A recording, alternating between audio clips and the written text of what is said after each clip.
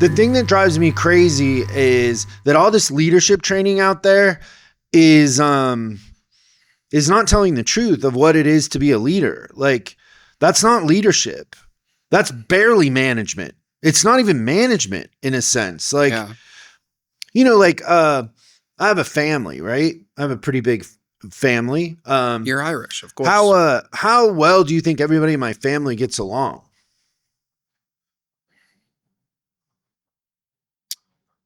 Yeah, exactly. Yeah. Exactly. It depends on the day, the time, who said what, when, what the event is. Sounds like my family a little bit. Okay. Now, that's family. You want people at work to be better than that? We're in blood. Right. You're almost legally required to have and a certain You're level more of worried about relationship. people at work being better than how a family gets together. So one of the moments for me that was very eye-opening was we used to have advisors at the Top Dog event annually, and it would be like 40, 50 advisors would come. It was a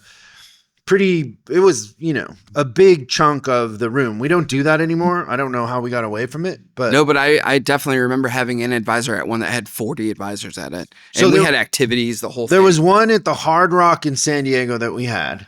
And I remember all the top advisors were there, right? And I just remember looking at them. And I was like, if I sent, we're talking about the top advisors, they have incredible CSI. Some of those advisors had CSI that you wouldn't believe the numbers, like perfect for like 80 surveys and perfect month in and month out. Didn't Jimmy have a guy that went like 9 months without a bad survey? That's what I'm saying. And and there were a bunch of them trying to beat him. And then there were advisors in there doing $400,000 a month in parts. Like, there were some incredible advisors in that room. And I remember thinking, if I sent any of those advisors to interview somewhere, they wouldn't get hired. They weren't super likable. Yeah.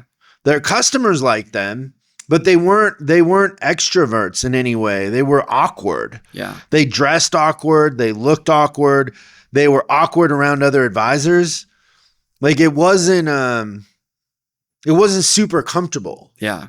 But they worked really hard and they were really good at what they did.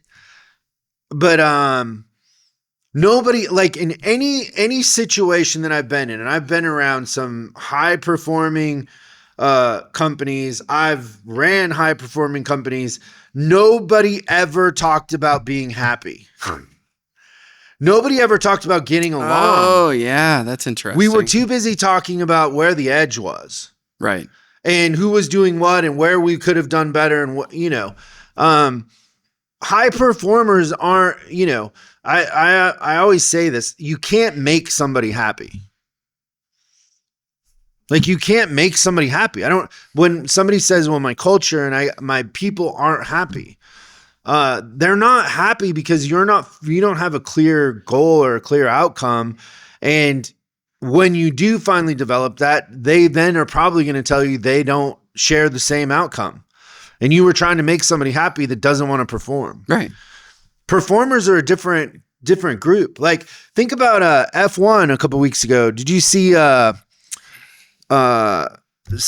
Max crashed into what's his name? The Mercedes guy. Laird? No, the guy that works out at my gym. Lewis? Lewis. Yep.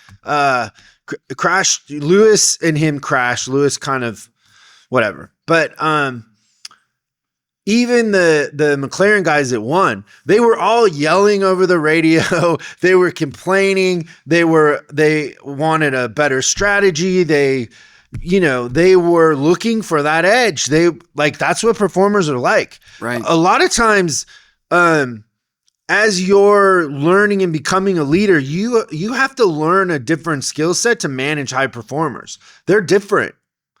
It's different. If you're trying to start a church, I get that maybe is, Janet didn't bring anything for the bake sale. I don't know, but that isn't what we're trying to do. That's right. If we're trying to create an incredible customer experience and be profitable in the process, culture Culture is about law and order and performance. It is not about everybody being happy.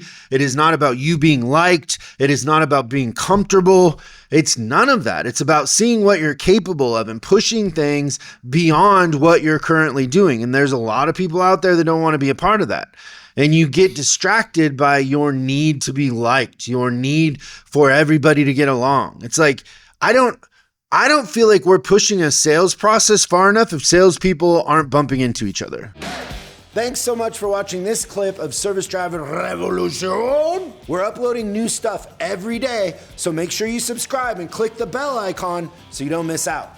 If you have a question you'd like us to answer on the show, call 8333-ASK-SDR and we'll answer your question on the show. That's 8333-ASK-SDR.